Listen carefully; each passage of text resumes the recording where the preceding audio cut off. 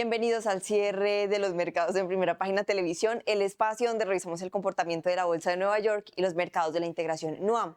Comenzamos esta emisión anunciándoles que ya cerraron operaciones bursátiles las bolsas internacionales y vamos a revisar cómo le fue a Wall Street durante la jornada. Les cuento que las acciones estadounidenses volvían a bajar este viernes, encaminando a Wall Street a cerrar la semana con pérdidas, mientras los inversionistas evaluaban la debilidad del sector de semiconductores, los resultados corporativos y el aumento de las tensiones geopolíticas en Oriente Medio. Es así entonces como el Standard & Poor's 500 estaba retrocediendo y finalizó la sesión con una caída del 0,01% en 7.457 puntos. El Nasdaq también estaba perdiendo en la sesión y finalizó con caídas de más de 300 puntos o un 1,40% en 25.520, y el Dow Jones también estaba registrando una cantidad de puntos a la baja considerables, más de 400 en la sesión, 0,77% en 52.156. Esto es equivalente al 0,7%. En el balance semanal, el Standard & Poor's 500 acumulaba una caída superior al 1%. El Nasdaq perdía más del 2% y el Dow Jones retrocedía cerca del 1%. El ETF Bank Semiconductores se encaminaba a su tercera semana consecutiva de pérdidas en las últimas 4, con un descenso acumulado superior al 8%. Aunque las acciones del sector recortaron parte de sus pérdidas durante la jornada, el sentimiento continuó presionando después de que la empresa china Moonshot presentara un nuevo modelo de inteligencia artificial que, según la compañía, reduce la distancia frente a las soluciones más avanzadas desarrolladas en Estados Unidos. Los analistas señalaron que el mercado comienza a cuestionar el ritmo del gasto en infraestructura para inteligencia artificial y a mostrar mayor exigencia frente a las inversiones de las grandes empresas tecnológicas. Netflix también figuraba entre los principales perdedores de la sesión, con una caída superior al 6% luego de que las proyecciones para sus resultados no lograr anticipar las preocupaciones del mercado sobre una posible desaceleración en su crecimiento. A la par, el conflicto entre Estados Unidos e Irán continuaba en el centro de la atención. El futuro del WTI cotizaba por encima de los $81 por barril, mientras que el Brent superaba los $86 por barril, impulsado por el deterioro de la situación en Oriente Medio. Kuwait informó que Irán atacó una planta de energía y desalinización, mientras el Comando Central de Estados Unidos confirmó su sexta noche consecutiva de ataques contra objetivos militares iraníes. A su vez, Teherán aseguró haber dirigido ataques contra fuerzas estadounidenses en Siria y Bahrein, lo que amplió el alcance del conflicto. La ruptura de la tregua alcanzada el mes anterior ha vuelto a alterar el tránsito del estrecho de Hormuz, corredor por el que circula aproximadamente el 20% del petróleo transportado a nivel mundial. Pese al aumento de la volatilidad y del repunte del petróleo, algunos analistas mantienen una perspectiva positiva para el mercado en el mediano plazo, aunque advierten que las oscilaciones podrían continuar en las próximas sesiones. Tras revisar esta información, veamos cómo cerraron los mercados de la integración NUAM.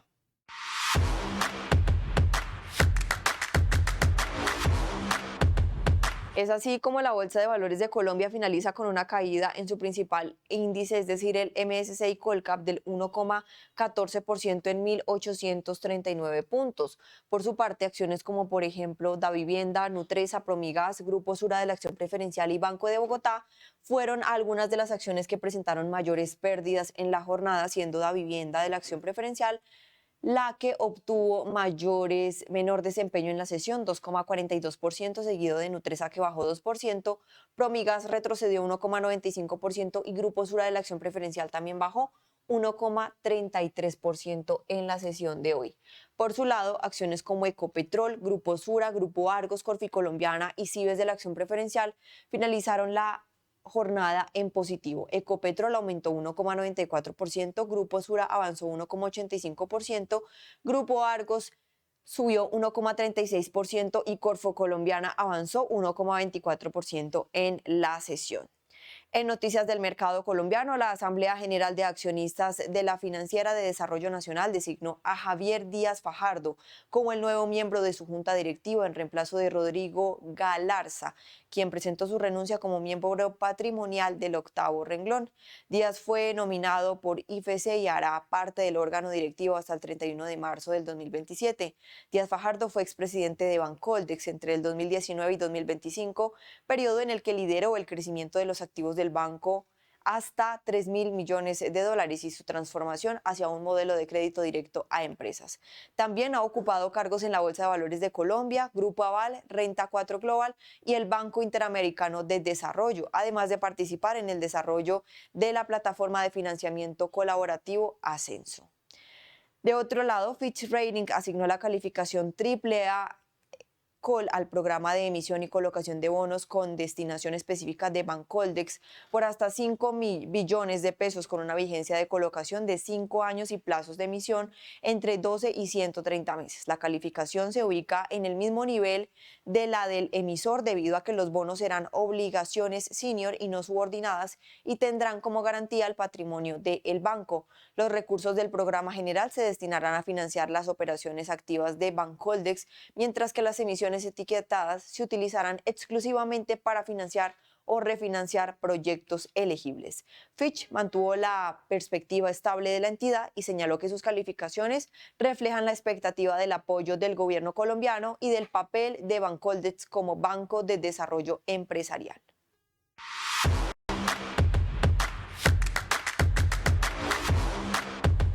El turno ahora es para la Bolsa de Comercio de Santiago, donde su principal índice finalizó la sesión en negativo, una variación negativa del 0,56% en 10.886 unidades, teniendo en cuenta que el IPSA no regía o no mostraba operaciones desde el pasado miércoles, ya que ayer fue festivo y hoy pues vuelve a retomar nuevamente esas operaciones bursátiles. Sin embargo, pues finaliza con una variación negativa, lo mismo que en la sesión anterior, perdiendo todavía aún más, estando un poquito más lejos de los 11.000 puntos. Hoy se ubica en 10.886 puntos específicamente. Vamos a observar entonces las acciones. Las primeras en finalizar la sesión en negativo son la TAM, SMU, Sencomolts, Banco Santander y Aguas Andinas, que finalizaron la sesión en negativo, siendo la TAM la que más perdió en 2,56%. Por su parte,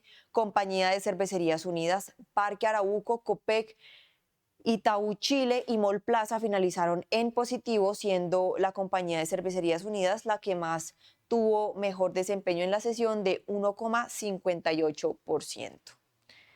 En noticias del mercado chileno les cuento que la Bolsa de Santiago informó que el próximo 20 de julio del 2026 comenzará oficialmente la operación de su nueva infraestructura tecnológica para la negociación del mercado de renta variable. La entidad también comunicó a los corredores los horarios de negociación que regirán desde esa fecha como parte de la implementación de la plataforma. La nueva infraestructura hace parte del proceso de integración y modernización tecnológica impulsado por NUAM para los mercados de Chile, Colombia y Perú. Los horarios y parámetros operativos fueron publicados en el documento de definiciones del día cero, que servirá como referencia para el inicio de las operaciones.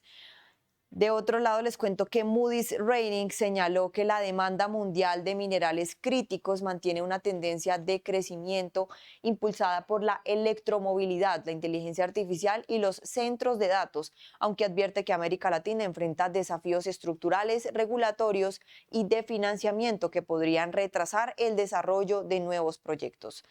La agencia indicó que China conserva una ventaja por su cadena de suministro integrada y su capacidad de procesamiento. El informe destaca que la región concentra cerca del 40% de las reservas mundiales de cobre y el 60% de los recursos salmueras de litio, con Chile, Perú, Argentina y Brasil como mercados claves. Moody's afirmó que empresas consolidadas como Codelco, la Sociedad Química Minera y Vale parten con ventajas frente a nuevos participantes, mientras que factores como los permisos, la disponibilidad de infraestructura, el acceso a financiamiento y la estabilidad regulatoria serán determinantes para la competitividad de los proyectos. 3 personas fallecidas y 76 resultaron damnificadas el jueves en Chile, en medio de un temporal de intensas lluvias, marejadas y vientos que afectan a 10 de las 16 regiones del país. Esto fue lo que informó el gobierno. 3 personas fallecieron y 76 resultaron damnificadas el jueves en Chile en medio de un temporal de intensas lluvias, marejadas y vientos que afecta a 10 de las 16 regiones del país, informó el gobierno. El temporal más extendido en 2 décadas empezó la tarde del miércoles y continuará al menos hasta el domingo. Ha dejado además 5 lesionados, la mayoría en el sur del país. Una de las víctimas murió por la caída de un árbol cuando trabajaba en el despeje de escombros de una carretera, otra al caer de un techo mientras limpiaba canaletas. Una tercera fatalidad ocurrió por una descarga eléctrica en un poste de energía. Producto de las marejadas, varias casas cercanas a la costa de una zona residencial en la región del Biobío, a unos 500 kilómetros al sur de Santiago, quedaron inundadas y se vieron enseres repartidos por las calles. La verdad es que en un momento pensé en abrazar a mi hija. Ya estaba pensando lo peor en despedirme, porque la verdad que no me lo esperaba. Más de 500.000 de personas quedaron sin luz el jueves en Chile, principalmente por la caída de árboles sobre los cables de electricidad. Por las fuertes marejadas y las ráfagas de viento que superaron los 100 kilómetros por hora, decenas de puertos a lo largo del país restringieron parte de sus labores de forma preventiva. El gobierno de José Antonio Kast desplegó equipos de emergencia en distintas regiones para evitar mayores daños. Quiero reiterar un llamado muy claro a todas las personas que se encuentran en las regiones afectadas por este sistema frontal. Hoy, una de las principales herramientas que tenemos para enfrentar esta emergencia es el autocuidado y el cumplimiento de las instrucciones que entreguen las autoridades. El gobierno decretó además la suspensión de clases para el viernes en 9 regiones afectadas.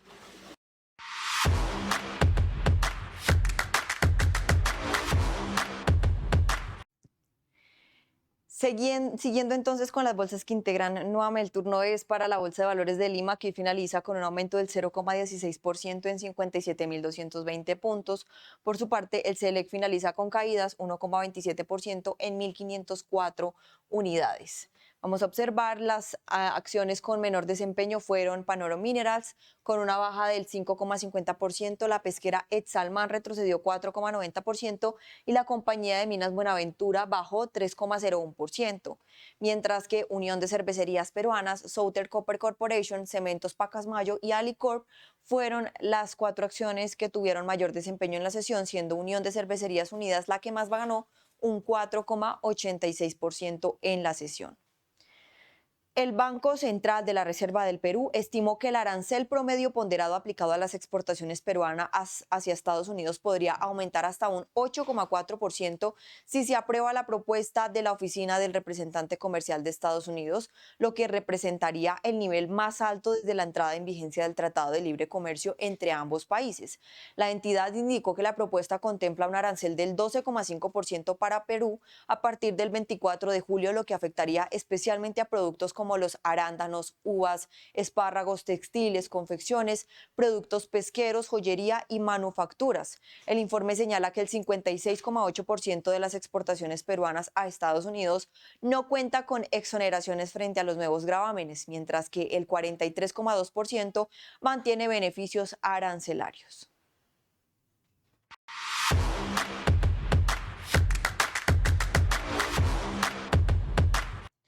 Luego de revisar el desempeño de las bolsas de la región, ahora ponemos la mirada en Venezuela. El índice bursátil de Caracas finalizó con una variación positiva del 0,11% en 5.144 unidades. Por su parte, los otros índices que la componen, es decir, el financiero y el industrial, también finalizaron la sesión de manera positiva. El financiero con un aumento del 0,05%, mientras que el industrial ganó un 0,36%. La Organización Internacional para las Migraciones lanzó un llamamiento por $98 millones para financiar durante 12 meses la respuesta humanitaria y la recuperación de las comunidades afectadas por los terremotos el 24 de junio en Venezuela. Los recursos se destinarán a alojamiento temporal, asistencia de emergencia, recuperación temprana, salud y restablecimiento de servicios esenciales. La entidad informó que hasta la fecha han brindado asistencia a 6.000 personas en alojamientos colectivos y se han han prestado más de 10.000 servicios, incluidos apoyo médico, protección y alojamiento temporal. La organización indicó que continuará trabajando con las autoridades venezolanas y el sistema de las Naciones Unidas para fortalecer la recuperación de las zonas afectadas. Muchísimas gracias a nuestros televidentes por acompañarnos en esta emisión de Primera Página del canal de los negocios. Nos vemos en una próxima oportunidad y los dejo con este análisis económico.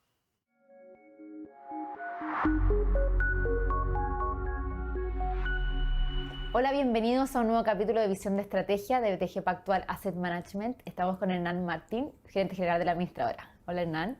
Hola, Cata, ¿cómo estás? Muy bien. Qué bueno.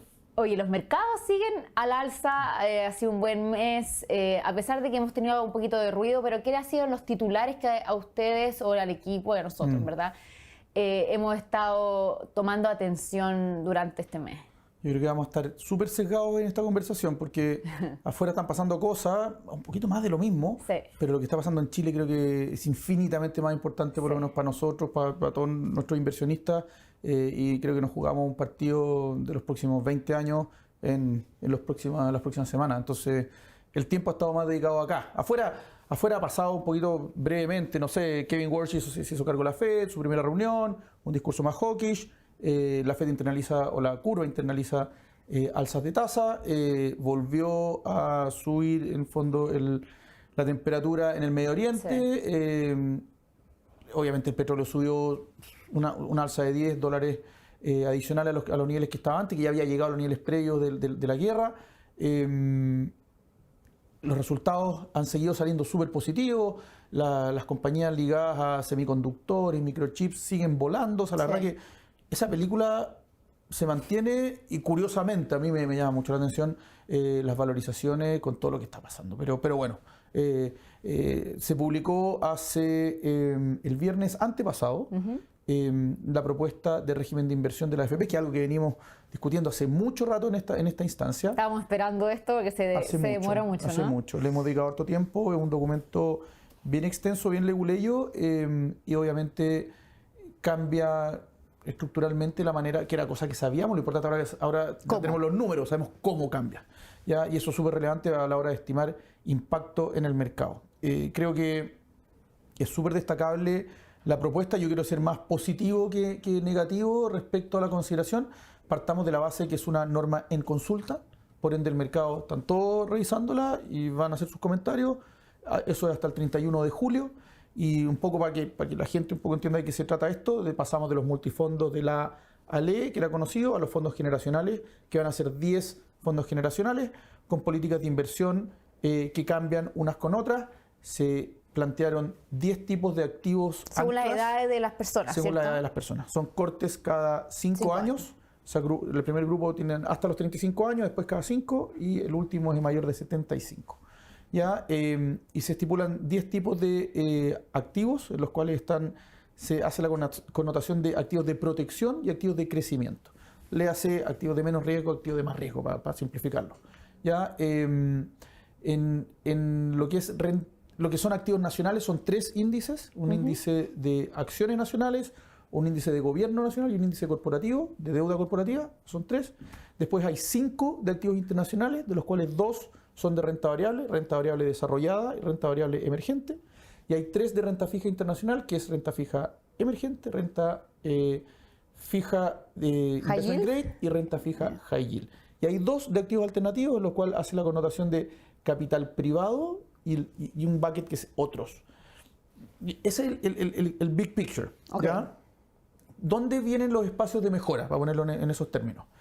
Esta propuesta, de alguna manera, evidentemente se hace cargo de una preocupación que es de todos válida, que es la estabilidad del mercado de capitales local. O sea, la verdad que cuando uno traduce los números que están en la propuesta a las inversiones actuales de la AFP, estamos hablando de números agregados muy parecidos. O sea, la verdad que en términos de movimientos se minimiza un poquito eso. O sea, si uno estaba positivo en que iba a haber más sesgo de Chile, ¿en verdad eso no es algo que va a pasar? Depende. No, te voy a responder como economista, que no lo soy. Pero la verdad que la superintendencia publicó bandas, una banda mínima y una banda máxima. La banda mínima de inversión, por ejemplo, en acciones nacionales, cuando uno ve el número que da esa definición, es muy parecido al orden de magnitud que las AFPs tienen hoy día invertidas. Por eso han aparecido un montón de research diciendo que se está de alguna manera, se piensa que puede entrar mucha plata a la acción. ¿Por qué? Porque si uno se va a la banda máxima, efectivamente el delta son 7 billions. Pero eso no quiere decir que las AFP se vayan a ir a la banda máxima. ¿Ya? Lo único que se garantiza es una especie de piso en el cual hoy día las inversiones ya están en ese mínimo. ¿Dónde está el detalle importante? Es que los promedios, son típicas campanas de Gauss, y uno dice, ya en el promedio estamos acá, pero la verdad es que las AFPs son distribuciones normales separadas. Entonces, cuando tú tienes que cerrarte, esto es bien técnico, pero la verdad que probablemente va a provocar movimientos de portfolio relevantes. O sea, el que está largo en una acción y el otro corto, el promedio te va a mostrar que el sistema está cerrado. Pero en realidad este gallo se quiere cerrar, tiene que vender y el otro tiene que comprar. Entonces, esos movimientos son delicados. Yo creo que es bueno que hagan los números, asesórense. Hay acciones que efectivamente están subponderadas, otras que están sobreponderadas, y ahí hay una situación de potencial movimiento. Esto es una norma en consulta. Probablemente hay un índice que propuso la superintendencia que no sé si va a ser el definitivo, por eso hay que tener cuidado con tomar decisiones hoy. Yo esperaría un poquito la norma definitiva, que eso es a fines de agosto. Septiembre entiendo que es el... Es que primero de septiembre se aplica. Entonces, ya durante agosto va a estar esto en discusión interna en la superintendencia, hasta el 31 de julio, como les decía. Consultas. El mercado tiene espacio para consulta. Entonces, ese es un ejemplo claro de movimientos potenciales en el mercado accionario local. La parte de renta fija pasa algo parecido. Se propuso un benchmark que creo yo todavía está en discusión, un índice más que un benchmark, que es relevante ver si cuadra. Sí, un poco lo que hemos discutido que creo que es relevante mencionar es que hoy en día las AFPs no toman en consideración de repente la duración de los portafolios, que es parte importante del riesgo. Sin embargo, ahora sí la debieran tomar en consideración que de repente busca estandarizar esa duración y no dejarla suelta, que es una fuente de riesgo importante. Sí, es misleading ese concepto. La verdad que las AFPs sí consideran la duración. Pero ¿qué pasa? Que hoy día, como está concebido el sistema, que las AFPs compiten entre ellas por una rentabilidad mínima, que es el riesgo, al final del día se pierde la vista absoluta de la duración de los portfolios. Y lo que importa es la duración relativa. ¿Ya? Entonces, ¿qué pasa? Si una AFP tiene una duración 12, el competidor no mira el 12, mira cuánto más voy a estar sobre ese 12 o bajo ese 12. Entonces, el tipo mira un gap. Entonces, de repente uno pierde la noción es como estar, no sé, buceando y estáis debajo del agua. No sabéis cuánto debajo del agua estáis. Pero que estar bajo el ¿cachai? Entonces, de repente voy a estar súper corriendo un riesgo relevante. Y eso creo que se limpia con esta propuesta. O sea, eso es un aspecto positivo, digamos, de esta propuesta. Sí, y sin duda ordena esa discusión. Eso es uno. Lo segundo creo que es positivo es que no está un poco en línea con esta propuesta, y que lo que nosotros de alguna manera vamos a preparar un draft como compañía para modificaciones, que toda la transición de fondos, de multifondos a fondos generacionales, tiene una base súper sólida para evitar movimientos entre carteras, entre afiliados. Entonces, de alguna manera, permite que los gestores aprovechen esa estabilidad. Entonces, no necesitas tanta liquidez en los portfolios. Y puedes aprovechar esos premios por liquidez, capturarlos y mejorar la rentabilidad objetivo de los fondos. Perfecto. En la propuesta actual, creemos que eso tiene mucho espacio de mejora. O sea, los activos alternativos, cuando uno ve la propuesta que está haciendo la Super, en los cortes más jóvenes, en la etapa 1, es un 11,4 la sumatoria de activos alternativos. Muchas AFP hoy día están en eso o más. Entonces, como que no siguieran invirtiendo en ese tipo de activos. Entonces, al final del día, lo que uno tiene que revisar es, tratemos de subir ese margen, en desmedro de qué, y ahí está la discusión, con varias restricciones. Probablemente la más importante es no afectar el mercado de capitales local. Bueno, vamos a los internacionales. Entonces ahí empieza esa conversación, que esos son varios ejemplos, como te decía, renta variable nacional, los benchmarks de renta fija, la exposición a activos alternativos, bueno, así como... En videos anteriores hemos hablado mucho de los activos alternativos y cómo esta reforma, nosotros creíamos, de hecho, que podía impulsar un poco el mercado local. ¿Ha recogido eso a tu parecer o a parecer, digamos, de la industria? Hay un pequeño sesgo que ya estaba en la normativa vigente, respecto a los mutuos hipotecarios, respecto a las facturas, eso está. Creo que hay que perfeccionarlo un poquito. Creo que aquí a mí lo que me hubiera gustado ver es un doble clic dentro de los activos alternativos, ¿ya? Hoy día la regulación habla mucho de los private equity y el resto compiten por otro margen. Acá la verdad que se mantiene un poquito eso. Entonces, ojalá la superintendencia se allane a profundizar un poquito más eso en línea con los mercados desarrollados. O sea, al final del día, cuando uno va, qué sé yo, a Estados Unidos, Londres, la verdad que hay gestores específicos de distintos nichos de activos alternativos. Y lo que hoy día nosotros tenemos en los portfolios es que hay en buen chileno, una bolsa de gato que tiene la infraestructura compitiendo contra el real estate, compitiendo contra las deudas privadas, compitiendo con todo lo que no es tradicional y no es private equity. Y eso está mal. O sea, la verdad que ya llevamos un buen tiempo con esta normativa. Esto se publicó en el 2015. O sea, ya creo que... se han desarrollado los mercados de manera relevante. O sea, tiempo que nos hagamos cargo y vamos a ver que en realidad, a ver cómo vamos a categorizar estos activos. Y en beneficio de la rentabilidad, de los aportantes y de la profundización de mercados que hoy día necesitan esa especificación. Sí. ¿Han visto de un inversionista común y corriente? De un inversionista que está esperando cómo podría esto afectarle a él o a los mercados. ¿Debiera haber algo aparte de esa banda que tú me dices del renta variable que podría haber un poco más? ¿O en verdad es algo más, digamos, para lo institucional? ¿Te debiera afectar? ¿Debería seguirlo? ¿Por qué el diario no sale tanto? Yo creo que no sale porque no se entiende mucho. Okay. Yo he estado en algunos seminarios de la industria, me topo con varios periodistas de prensa financiera y me doy cuenta que no lo están cubriendo tanto. Hoy día la mega reforma se está llevando todas las noticias. Todo el mundo está hablando de, qué sé yo, la disminución del impuesto corporativo, qué sé yo, las exenciones tributarias que están haciendo en algunos lados. Bueno, la verdad que eso se está llevando todos los titulares. Esto, creo yo, para el mercado de capitales es tanto o más importante que lo anterior. Lo hemos dicho. Entonces, yo creo que es súper relevante que el mercado esté encima, mirando qué es lo que pasa, y probablemente lo que decís tú, que al retail o a cualquier inversionista no institucional, esto es mucho más importante. ¿Ya? O sea, hay que estar mirándolo y probablemente tiene la capacidad para afectar flujo, para afectar inversión, expectativas, proyecciones.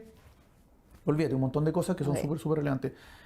Si uno a eso le suma lo que se está discutiendo hoy día con un potencial MK4, que eso está bien, más que incipiente, tampoco lo está cubriendo nadie. No. Y eso llama mucho la atención. Por eso es importante que la gente se informe, que lea y que vea este tipo de informaciones, porque ahí también hay unas propuestas súper potentes para el mercado. Si eso realmente se materializa, yo creo que independiente de lo que esté pasando afuera, Chile puede tener no sé, ojalá no sea un veranito San Juan, pero que sea algo que nos proyecte de cara a los próximos trimestres. O sea, la verdad que estamos con un nivel de crecimiento realmente deprimido. O sea, un crecimiento, habíamos hablado el video anterior, creo que era entre 1,5 y 1, entre 1 y 1,5 habíamos dicho. Yo creo que el mercado de la calle está más cercano a 1. ¿Ya? Y si el Banco Central no estuviera mirando lo que pasa afuera, probablemente la tasa ya la debería haber bajado. ¿Ya? Todo lo que ha pasado de alguna manera, yo sinceramente estoy más positivo que negativo, a pesar de que afuera hay un desorden no menor, que las curvas están internalizando alza. Creo que la gran diferencia de lo que hemos hablado los días anteriores o los videos anteriores es que, si bien yo estaba pensando con el cobre cómo estaba, la actividad cómo venía, probablemente el dólar el peso debiera apreciarse contra el dólar. La verdad que está hoy día en 920, algo así. O sea, estamos en los mismos niveles. Algo tendió a caer, después se recuperó. Si el central chileno realmente baja la tasa como creo que debiera ser en su minuto, ahora hay que ser bien valiente para hacerlo, porque para ser sincero, el mercado internacional está para el otro lado. La variable de ajuste va a ser el dólar. ¿Ya? Y probablemente ahí deberás tener una apreciación del dólar, una depreciación del peso. ¿Ya? Pero la verdad que la actividad a estos niveles es tan mala que la verdad que las presiones inflacionarias de la demanda interna, y ahí es discutible, ¿eh? Lo hemos hablado con el equipo interno y la verdad que hay argumentos que contradicen eso, pero la verdad que en términos generales se ve que hay una pérdida de momentum en términos de actividad de mercado, no los mercados financieros. Me refiero al empleo, que está altísimo, el desempleo, que está altísimo, el IMASEC, ese tipo de cifras tan malas. ¿Ya? Entonces, a pesar de todo eso, yo creo que el segundo semestre, por bases de comparación y por todo lo que estamos hablando, de políticas públicas, probablemente debiera venir un una recuperación. Así que no, yo mantengo ese positivismo en algunos activos locales. Pero de nuevo, este fine tuning es súper importante. Si la superintendencia realmente se allana a tomar algunas recomendaciones de mercado que van en esta línea de mejorar los portfolios en activos y líquidos, cosas por el estilo, oye, podéis tener un buen revamp. Un impulso. Sí. Vamos a seguir revisando esos 3 temas entonces, yo creo que son los más importantes del corto plazo, especialmente para Chile, y se van a estar desenvolviendo en estos próximos 2 meses. Así que lo esperamos para un siguiente visión de estrategia. Muchas gracias.